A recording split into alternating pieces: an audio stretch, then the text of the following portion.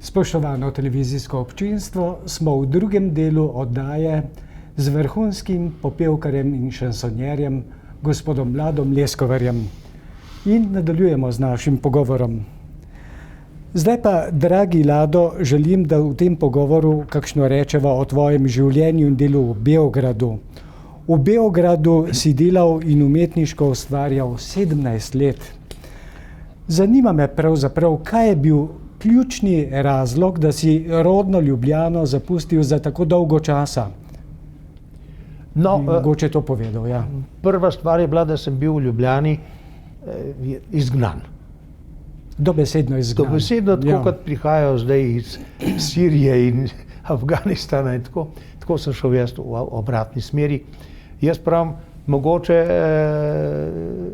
je bilo tako kot križarske vojne, ker smo mi, Evropejci, šli tja, kakor iskati Kristusov grob, v bistvu pa ropati.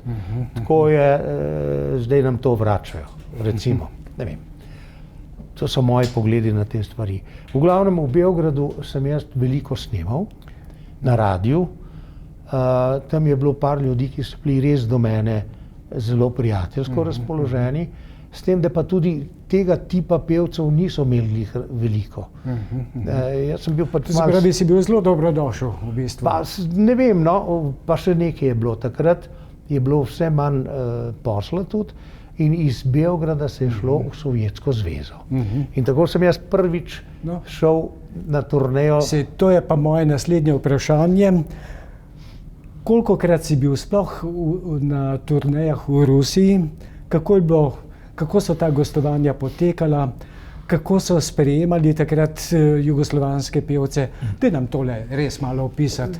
Ne poznamo te zgodbe. Prvič sem bil leta 1965. Že prvič. In sicer zanimivost, da sem bil, prve nastope sem imel v Donecku. To je mesto, v katerem zdaj veliko slišimo iz Ukrajine. Potem sem bil v Ukrajini še gotovo več kot 20-krat. Tako da vsa ta mesta, v katerih danes poslušamo v teh reportažah groznih in sploh zraven tega sem kompletno Sovjetsko zvezo dal skozi. In moj pogled takrat na Sovjetsko zvezo je bil dokaj sličen. Jaz sem rekel, Sovjetska zveza je tako kot Jugoslavija. Rusija je Srbija, Ukrajina je Hrvaška, Pribaltik je Slovenija, Črna Gora je Kavkaz, recimo Gruzija in to. Makedonija so pa Tadžiki, pa Azerbajdžanci in ostalo. In nekje sem imel prav, ker se tudi politično in drugače to poklopilo. Tako kot so Ukrajinci pravzaprav na koncu bili na strani nacizma, tako so tudi Hrvati bili v tem smislu. Ne bi se zdaj mešal v politiko. V politiko, ja. Za dom spremni pa trenutno imajo, pa je, slišal sem iz mojih, da je najbolj popularnih pevcev v Ukrajini Thompson. Srbe na vrbe, evo, recimo. To so te stvari, kjer jaz dajem ene primerjave in velikokrat imam kar prav, ko najdem prav. In si potem pel dol, recimo, ko si bil na turnejah v slovenskem jeziku, v srbo-hrvaščini, odlično govoriš rusko, se pravi v ruščini tudi? Tudi v angleščini, čeprav oni niso prav radi. To tudi včasih, tudi v italijanščini, največ pač pa v slovenščini in srbo-hrvaščini, ker mi smo bili tam tako imenovana jugoslavska estrada.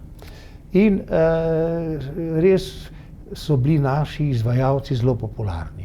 Med drugim pa so prodali 7 milijonov mojih plošč, izjemen uspeh. Kar me v Sloveniji daje, spet govorim. Daleč na prvo mesto. Ne, za Avseniki sem jaz. A za Avseniki? Celo tako? No, pustimo. Ampak se to ni toliko pomembno. Ljudje bojo mislili, 7 milijonov. Niso nič plačevali oni to. Edina plačilo je bilo občinstvo na koncertih, pa normalno honorarje za nastope, ne pa za plošče. Jaz sem tam bil 27-krat. Še celo leta 1900. To je ogromna številka. Pa si to potem šel sam na te turneje ali še drugi pevci? Ponavadi recimo leta 65. Ponavadi smo imeli skupino, orkester, torej ansambl, in skupino par pevcev, pa med tem je včasih bila kakšna kakšen, ki je bil posebno popularen, recimo Đorđe Marjanović je bil posebno popularen, Radmila Karaklajić, Ivica Šerfezi, tako. No, pa sem bil pa že jaz malo tam nekje, ne bi sebe nikamor rangiral. Pravilno, da omeniš, seveda. Te turneje so bile zanimive, ker mi smo imeli v povprečju 40 koncertov na mesec. Vsak dan plus za vikend 2 ali pa tudi 3. In to ste se potem selili iz mesta v mesto? Iz mesta v mesto, v glavnem z letali in tudi z vlakom. In publika vas je tam zelo lepo sprejela? Ja, mi smo bili pravzaprav, to je moja spet razlaga, mi smo pod firmo socialistične Jugoslavije prodajali kapitalistično glasbo, kar oni sami niso smeli. Tako ti so imeli takrat Rusi v Jugoslaviji? Realen človek in vem, zakaj šel. S tem, da smo pa mi jasno, vsi jugoslovanski pevci smo se čim prej naučili rusk, pa pol kaj povedali vmes, pa tako. Na drug način smo se obnašali kot njihovi domači pevci, ki so bili na visokem nivoju glasbenem. Ampak repertoar in način obnašanja je bil normalno, da so tam ljudje čist debel gledali, ki je Đorđe Marjanović slekel rekelc, ga vrgel na tla pa ga poteptal, ne, recimo. To je bilo nekaj nezaslišanega. Ja, no, to je tako, kot smo mi včasih govorili, naši, jaz ne. Zakaj pri nas ni kavbojk, moramo v Italijo po kavbojke hoditi. Pa kavbojke nimajo nobenega posebnega mesta v našem življenju. Bog se smil, kavbojke gor ali pa dol.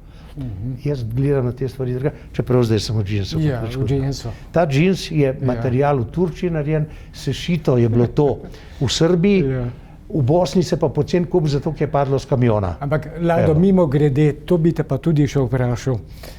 Bova šla potem naprej, ampak ko omenjaš tekstil, poglej, ti si bil v bistvu že v 60-ih letih res, mladi danes pravijo, in oblečen, v slengovsko, da tako rečem, ampak res je bil dobro oblečen. Kdo te je oblačil? Takrat je bil problem, dobiti, bom rekel, modna oblačila. A to si v Beogradu kupoval, si ven hodil, kako si se znašel? To me pa res zanima. Jaz bom tako rekel, pri vseh stvarih je pomemben okus. Kaj daš skupaj, kaj hočeš imeti. Jaz sem eden od redkih prvi pravzaprav bil, ki je sem prinesel puloverje, rekli smo zelo kragno, pulje. Ja, je tako imenovane pulje. To nič težkega ni bilo nikomor. Ampak se mi zdi, da so te potem mladi posnemali, Ja, se prav, se ni bilo več slabega. In tako, da jaz nič posebno modo nisem svojo. To se mi je zdelo, da človek naj bo estetsko oblečen. No, ampak pustiva zdaj to, greva dalje. Poglej, dragi Lado, ne glede na to, da si dolga leta živel v Beogradu, si se redno vračal domov in prepeval na festivalih Slovenska popevka, na popevki Vesele jeseni in snemal si za takratno Radiotelevizijo Ljubljana. Si se v času bivanja v Beogradu rad vračal domov v rodno Ljubljano? 17 let je dolga doba v bistvu. Jaz, če se odločim, da bom nekje živel, se probam tam uživeti. Tako da bi jaz blazno zdaj hotel pa nazaj v Ljubljano zaradi česarkoli. Prijatelje jasno pogledati. Ampak tam, kjer sem, tam se hočem počutiti dobro. Zakaj sem se vrnil jaz po 17 letih v Ljubljano? Iz preprostega razloga, ker glasbeno se več nisem počutil dobro, ker takrat se je začel turbo folk. To je pa ena smer v glasbi, ki meni ni blizu in ne sem, da mi ni blizu, ne maram. In v glavnem in jaz bi, da bi lahko uspel naprej, tudi jaz moral to peti. Ne. No, to sem te v bistvu želel kasneje še vprašati, zakaj si prišel nazaj iz Beograda v Ljubljano, ampak dober je. Se bova še prej nečesa drugega dotaknila. Ko sem takole proučeval tvoj historiat, je res izjemen, mislim, zanimiv. Poglej, posnel si več kot 300 popevk in šansonov. Pa bi te takole vprašal, bi katero pesem še posebej izpostavil? Vem, da je med tolikimi uspešnicami res težko izpostaviti eno ali 2, 3 pesmi, saj so vse pesmi odlične. Vse tvoje popevke so danes zimzelene. občinstvo jih še vedno rado posluša, kaj ne? Mislim, da ja. Ja. No, dal ti bom en primer, recimo ena od popevk, šanson pravzaprav, ki jo jaz nisem prvi posnel, ampak jo zdaj z veseljem pojem, je Med iskrenimi ljudmi.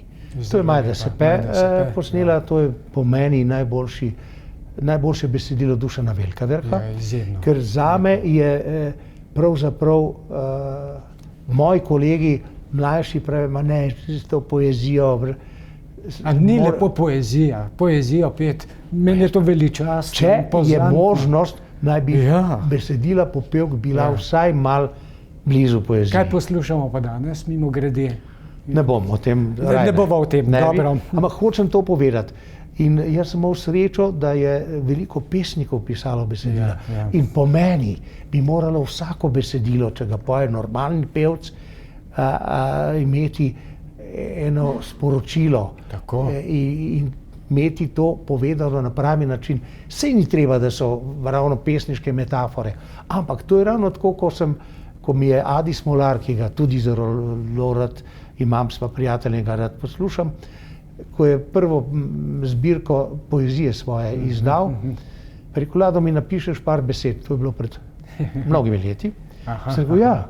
In sem napisal, hvala Bogu, da se je v Sloveniji najdel en pesnik, ki piše pocestno poezijo. Sem rekel, kaj je to? Sem rekel, ja, to je to, da z navadnimi besedami, vsakodnevnimi uporabi lahko zna povedati prave lepe stvari, brez pesniških form, ki dajo temu neko Ježek, tudi v pocestni pesmi. Se v Ježki bova tudi govorila, pa isto, ka Mlakarja tudi izjemno visoko ceniš, kaj ne? Brez. In to so te stvari, ki jaz pravim, tako smo vračali, pocestnica, je tudi pocestna poezija po meni. Predvsem pravim vedno, poezija je nekaj najlepšega, kar se je zgodilo z jezikom katerega koli naroda.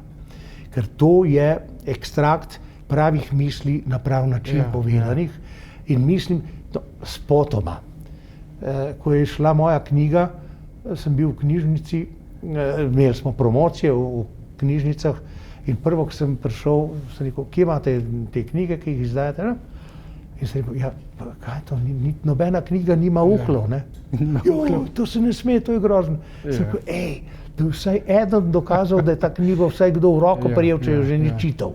Jaz, ko pridem v ambulanto, tam 30 ljudi čaka, jaz sem edini, ki vzamem nekaj za čitati. To so fenomenalni časi, kjer lahko se posvetiš branju. Skratka, pisali so premnogi pesniki popevke, ampak prišla mi je pa na misel še ena popevka, ki jo sicer nisi zapel ti, ampak tvoja cenjena kolegica Alenka Pinterič, Kolodvorska restauracija, to je napisal pa meni zelo drag pesnik, žal pokojni, dr. Lojze Krakar. On je napisal kar nekaj pesmi, ki so bile potem uglasbene, se spomniš Kolodvorske restauracije. Zato se zelo globoko strinjam in sem vesel, da si v bistvu zapel toliko šansonov. Gre za to, oprosti, to še te prekinjam. Po mojem, ta šanson je pri nas preveč tako nekaj, šanson je pesem. Šanson je pesem. Prevod iz francoskega šanson. In vsaka pesem, popevka ne bi bila šanson. Šanson. Ker drugače pa pojmo raj na la la la, ali pa na instrument igra. Tako, ja. Spoštovano televizijsko občinstvo, spet je čas za dve glasbene uspešnice. Poslušajmo najprej Nedeljo na Orliju, ki jo je v francoščini prepeval Gilbert Bécaud, Lado pa je to pesem vrhunsko zapel v slovenščini. Druga pesem, ki bomo prisluhnili, pa je odlična pesem, moram reči, meni izjemno draga, Tanja iz slovenske popevke leta 1969. Prosim režijo za glasbeni posnetek. Blok 12, številka hiše 5, stanovanje lepo kot le kaj. Oče moj verjetno 20 let, plačeval bom ves ta mali raj. Stanovanje naše ni zastonj, naj vam služi tale moj opis. televizor, lift in telefon, pa še lep pogled na ves Pariz. A nedelja, to je res moj dan, mama v kuhinji svoj hobi ima, oče je v ekran zaverovan, jaz pa grem, ker ne vzdržim doma.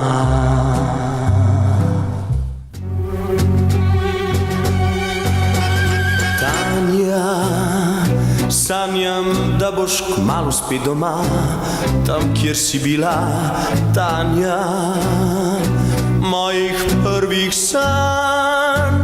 Imela 16 let, bila si lepša kot svet, šla si, zamikal, da je širni svet.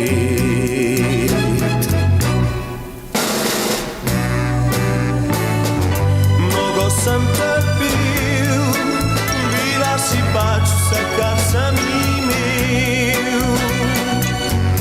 Toda bolj zbledi, ko spomnim se vseh naših dni. Dragi Lado, ustaviva se zdaj ob izjemni popevki Zakaj. Pesem je spesnil Frane Milčinski Ježek, glasbo je napisal Mojmir Sepe. Zanima me, kaj nam lahko poveš o sodelovanju s Franetom Milčinskim Ježkom, kako sta se razumela? Imel sem srečo, da sem velikega pesnika, igralca in človeka, Franeta Milčinskega, spoznal že leta 1951, ko sem sodeloval pri prvem Kekcu, kjer je Frane bil kosobrin. Snemali smo v Martuljku. Sploh v tretjem delu se bomo posvetili filmu. Ja. Dobro, ampak mimogrede povej. Spoznal. Potem, kasneje, sva se jasno srečala na radiju, ko sem tudi jaz hodil na radio snemat. Frane je bil pa tam stalni sodelavc in tudi v službi in tako. In meni je bila njegova, spet prav, pocestna poezija všeč, vedno. In Frane je bil nekaj posebnega. Škoda, da ni bilo več takih avtorjev, kot je bil Frane. Govorim zdaj o šansonu, svoji smeri, čeprav mislim, da bi vse bi moralo biti šanson. Se ponavljam namenoma. Že prav. Če pa lahko ti povem, s Franetom sem se potem še jasno družila, tudi pri njem doma sem bil, tudi soprogo njegovo, sem spoznal njegove sinove in bilo je to eno iskreno moje, kako bi rekel, ne samo druženje, ampak jaz sem njega častil. Tako. In iskreno sem to delal in iskreno to zdaj rečem. Če se lahko zdaj vrneva oziroma prideva na pesem Zakaj. Zakaj? Ja. Pesem Zakaj je Frane napisal svojemu sinu. Jaz pa priznam, da jo zdaj uporabljam pri mojem sinu. Sinu Martinu. Tako, s tem, da prvič je to spet en normalen tekst, tak, kot naj bi bili teksti v zabavni glasbi in sploh v glasbi. Jaz mečkrat bom šel v drugo smer. Jaz imam svoje poglede, jaz imam glasove in koliko visok in koliko dolg lahko pojejo, to se gre v operi. Kjer besedila niso pomembna, libreta so ponavadi malo, bože moj, čeprav vsi vemo, zakaj gre. Nekaj. Tako da tam v operi se gre, kdo bo višje zapel, kdo bo dlje zdržal, ali pa to, ko sem rekel, kdo se bo povzpel na oprsje sopranistke. Opera je ena stvar. Narodno-zabavna glasba je nekaj, kar meni ni blizu, ker ne vem, kaj meni to prinese, če mi kdo zapoje na Roblek, bom šel, bom ljubco sabo vzel. To emocionalno name ne more nič delovati, edino mogoče sem v fovš lahko, pa mu nisem. Recimo, naslednja stvar, ki je spet kritika, jaz sem proti repu. Ker kaj je to? To je eno metanje besed, z ritmom. Ritem ima vsaka mašina. Zraven tega pa, ker hočejo ta ritem ujeti izvajalci, imajo naglase narobe, dikcijo slabo. Zakaj normalno ne pustijo tisti ritem, ki je itak najbolj banalna stvar, pa lepo oddeklamirajo to pesem. Ker včasih imajo pa dobre ideje v besedilih, samo kako je to izvajano in kaj ne bi imeli od tega poslušalci, ne pride do pravega rezultata. To je moj pogled na to. In ko pravijo, repanje glasba, ni glasba, ne jaz. To je edino, kar je tam mogoče, pa ne vedno kvalitetno, je mogoče vsaj en del besedila, ki je slabo interpretiran, s slabimi naglasi, z napakami, dikcijsko nerazumljivo velikrat. A bi razen Ježka še izpostavil kakšnega pesnika, recimo Gregorja Strniša, si tudi pel njegove tekste? Smiljan Rozman. Smiljan Rozman, Jih je veliko pesnikov pri nas. Ne mi zameriti, zdaj se vseh ne spomnim, ampak imamo prave avtorje. Sem nažalost, nimamo pravo občinstvo, ki bi te avtorje hotelo večkrat imeti v svoji družbi. Škoda, ker Slovenija nima več festivala šansona, saj smo ga imeli. Tudi to recimo, jaz pravim, ti festivali so bili dobra stvar. Tako kot zdaj, da se vrača po ne vem koliko 20 letih Beograjska pomlad. Zakaj ne? To je prvič, festival ima svoj publicity, rečemo tako. Ljudje so opozorjeni na to in velikokrat se tam srečajo novi obrazi, novi interpreti. In to je posebno v tistih časih, ko sem jaz začenjal, si drugega ni bilo kot festival. Tako. Plošč nismo imeli, tam si se v bistvu lahko pokazal, in tako da, kar se tiče tega, nažalost danes se pravi pesniki ne ukvarjajo več s popevko, rečemo temu tako šansonom. In velikokrat pa spet jaz veliko pesnikom pravim, pa jih imam rad, pa jih spoznavam, pa čitam in sploh jaz rad se ukvarjam z pisano besedo v kakršnikoli smeri, ali poeziji, ali dramaturško, ali karkoli. In jaz pravim, dragi moji, za šanson morate bolj preproste besede vzeti in z njimi namesto metafor pokazati ene stvari, da bodo do širšega kroga ljudi prišle. To je edino, drugače pa jaz pa probam zastopati pesnike tudi takrat, ker niso najbolj razumljivi. Spoštovano televizijsko občinstvo, spet je čas za glasbeni predah. Poglejmo si zdaj glasbeni posnetek velike glasbene uspešnice Zakaj? Gre za nagrajeno pesem iz slovenske popevke leta 1973. Poje naš gost Lado Leskovar. Režijo prosim za glasbeni posnetek.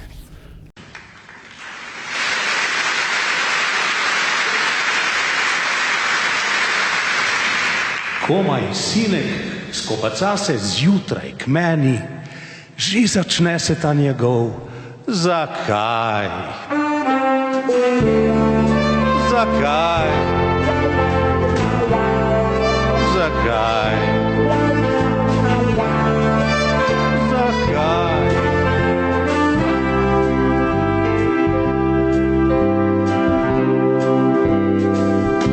Ta tvoj zakaj pesem je nikdar izpeta, v njej se kot nitka prepleta življenja slab. Le daj, vprašaj me, sinek moj zlati, ampak veš, dale tvoj ati tak malo ve.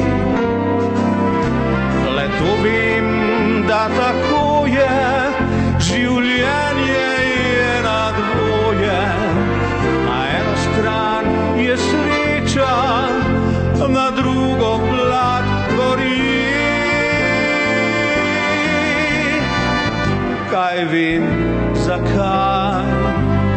Kaj vem, zakaj to tako je, vendar živeti lepo je.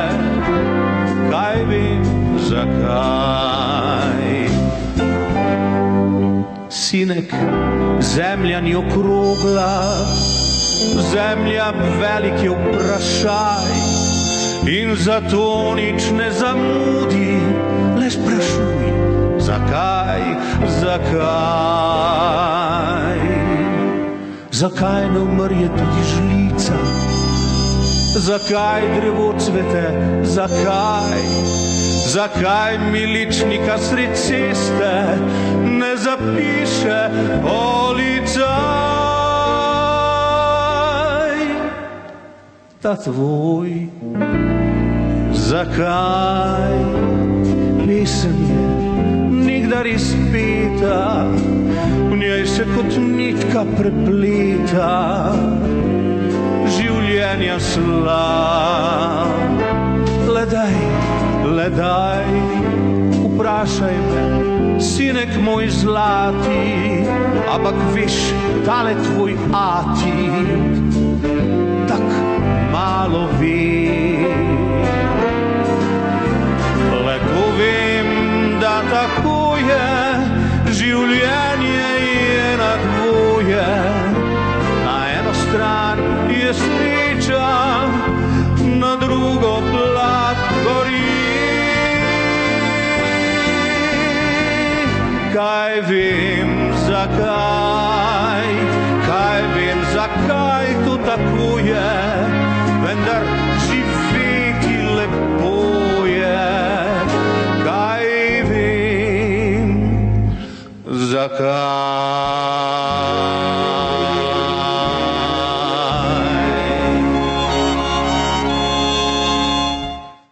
Spoštovani Lado Leskovar, ustaviva se zdaj še ob narečnem festivalu Vesela jesen.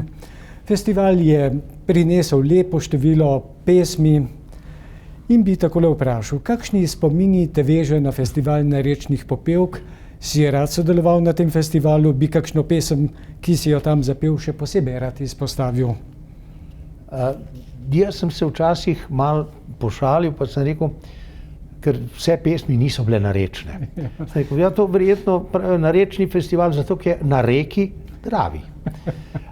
Sem imel pa srečo spet, da sem pel par zanimivih pesmi, Kavarna Astorija, recimo. Aha.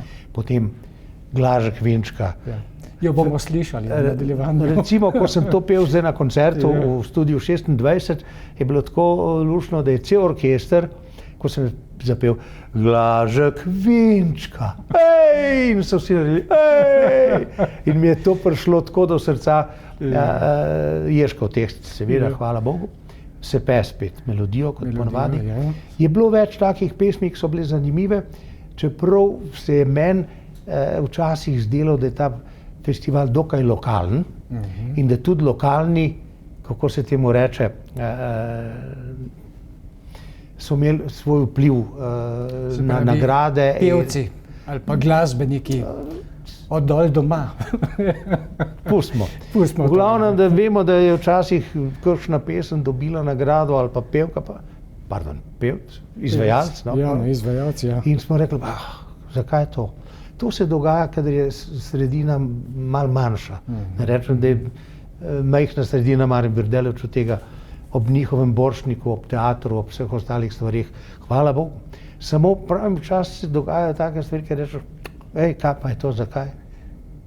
Ampak v glavnem spomini so lepi. So lepi, ja. Predvsem pa na koncu, moj oče je iz Slovenske Bistrice, ki je 23 km od Maribora. To se pravi, se po tebi pretaka štajerska kri. Moram biti lokal patriot potem. Moja mama pa tudi štajerka. Ne samo kri, tudi vino štajersko. Tudi vino, no.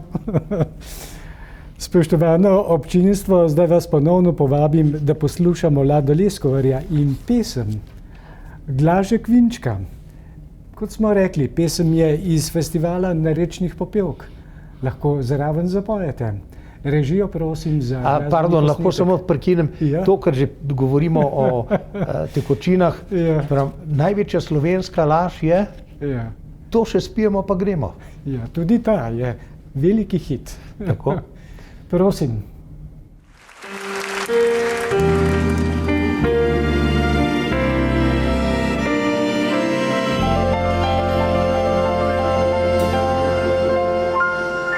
Glažek Venčka,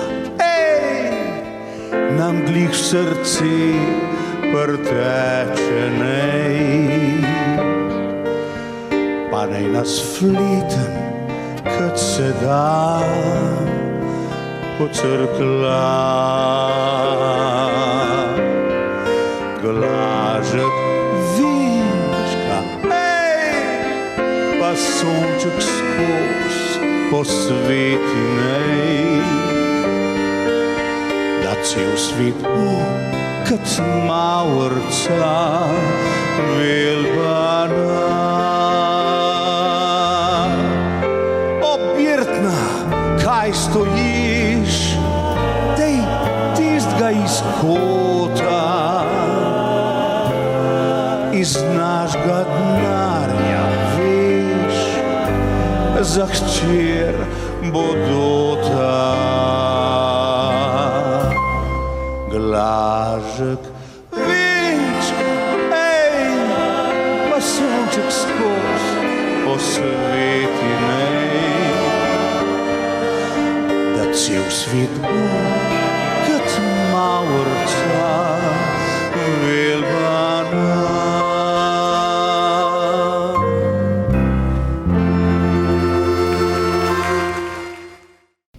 Mi pa nadaljujemo naš pogovor z našim gostom nostalgije, cenjenim Ladom Leskovarjem. Zanima me, katerega leta si zapustil Beograd in se vrnil nazaj v Ljubljano. Si se po vrnitvi iz Beograda v Ljubljano takoj redno zaposlil na takratni radioteleviziji Ljubljana ali pač ne?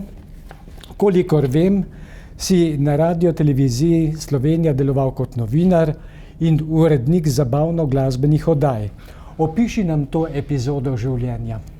Jaz sem se vrnil, kot sem že rekel, iz Beograda takrat, ko se je tam začel velik uspeh in sploh popularnost turbofolka, ki meni ni bil blizu. Sem prišel v Ljubljano in nekaj časa delal kot tonski mojster, glasbeni urednik, kakorkoli v studiu marketing. Potem sem pa takrat se družil z Viljem Vodopivcem, ki sem ga zelo cenil, in on je takrat bil potem urednik razvedrilnega programa na radiju.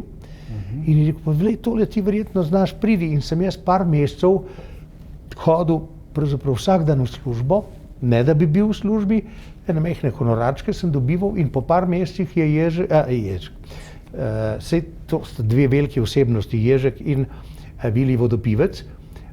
Vilij Vodopivec je rekel vodstvu, tam je rekel, Lado to dela in ne moramo več brez njega. In tako sem prišel do službe. A tako je to bilo? In hvala Bogu, da je Vilij Vodopivec bil pameten, ker če ne bi to delal, jaz takrat bi ostal svobodnak, bi imel danes penzijo 600 evrov. Ja. No, sicer država bi mi njih 150 pridala.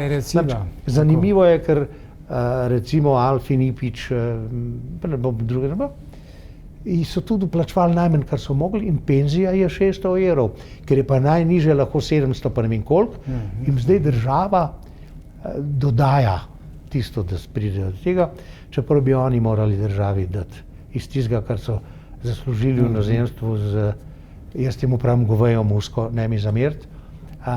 Sej country je, ali pa kavbojska, pustimo, okej. In spoštovano občinstvo, in zdaj glasbeni posnetek iz televizijske oddaje Večer z Ladom Leskovarjem iz začetka 80-ih let 20. stoletja. Oglejmo si glasbeni televizijski posnetek 10 človeških zapovedi. Poje imenitni Lado Leskovar. Režijo prosim za glasbeni posnetek. Prva zapoved. Veruj le v tistega Boga, ki v banki svoj račun ima. Druga zapoved. Ne kovni klet domačih ni, a tujih jezik ne trpi. Tretja zapoved.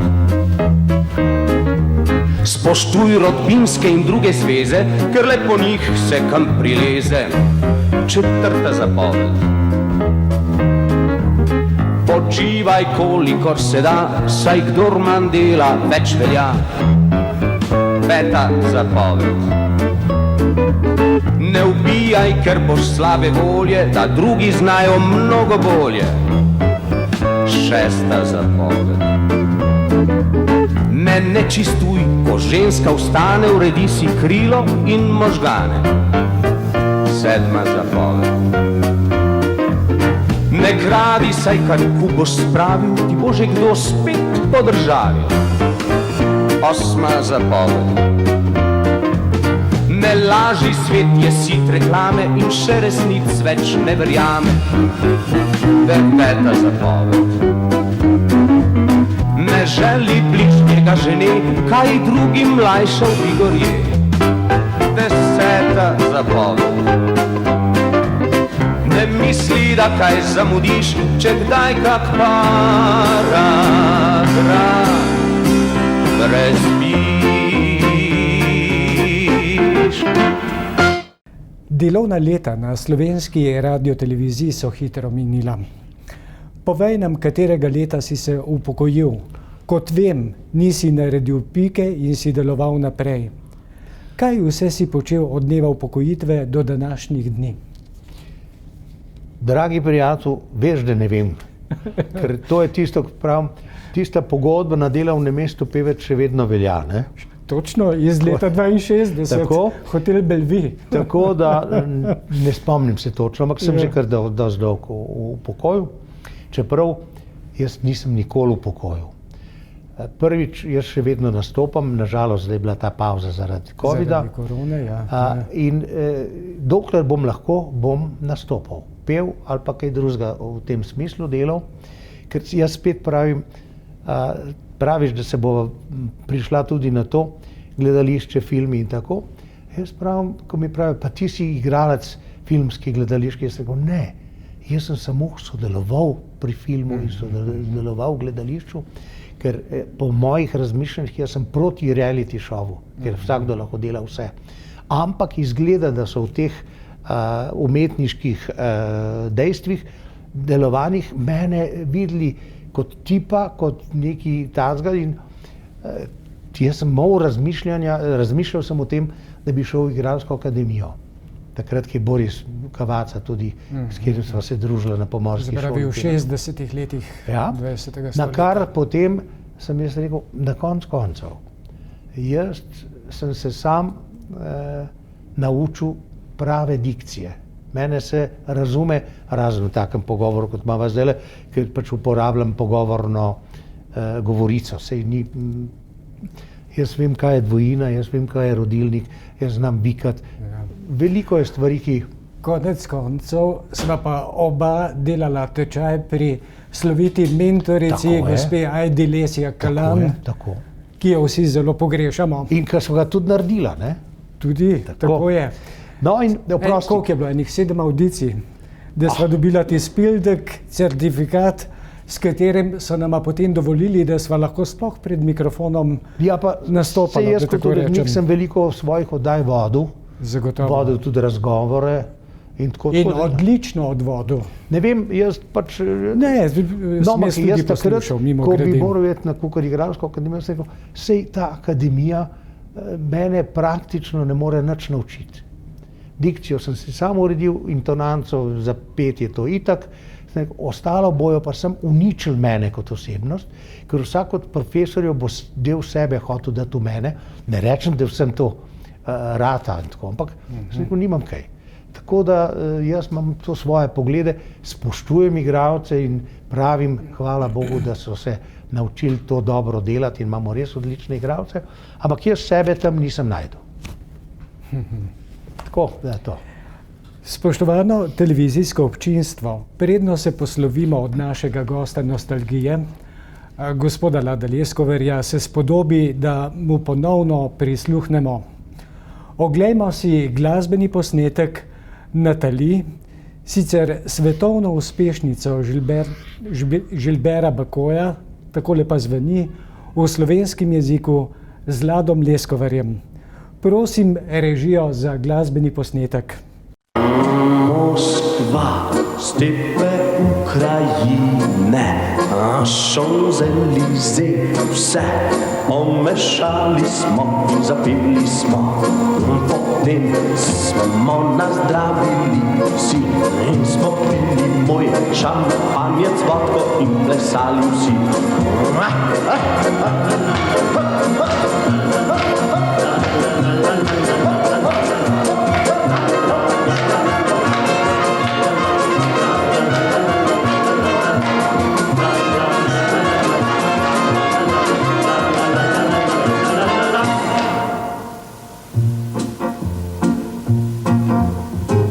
Potem pa vsi so odšli in v sobici sem sam ostal s tisto plavolaso deklico Natali.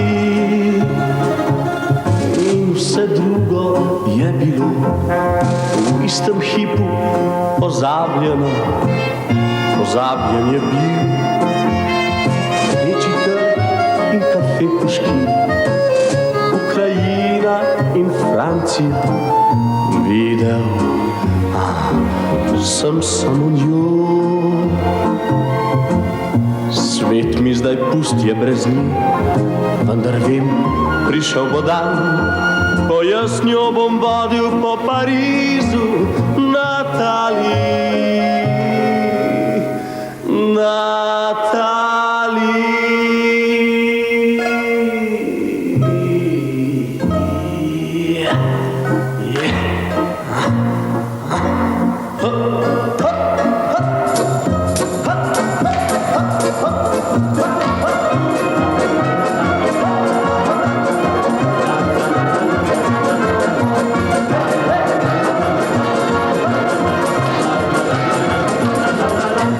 Spoštovani Lado Leskovar, iskrena hvala za pogovor.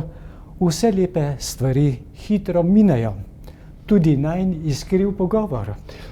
Še enkrat hvala za tale prijeten pogovor. Hvala tebi, ker si me povabil, predvsem pa Z veseljem. A nisva bila predolga mogoče, da Nisva bila kdo predolga. naveličal?